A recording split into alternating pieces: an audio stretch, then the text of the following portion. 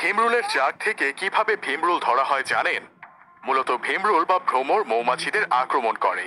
এর ফলে বিশেষ করে মধু চাষিরা অনেক ক্ষতিগ্রস্ত হয়। এই ভিডিওতে দেখানো হচ্ছে কিভাবে ফাঁদ পেতে ভীমরুল ধরা সম্ভব। প্রথমে ভীমরুলের চাকের প্রবেশ পথে সাবধানে একটি বোতলের খোলা মুখ লাগিয়ে দিতে হয়।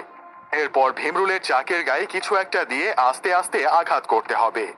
এতে চাকের ভেতর কম্পন সৃষ্টি হয়, ফলে ভীমরুলগুলো ভেতরে থাকতে না পেরে বেরিয়ে আসে।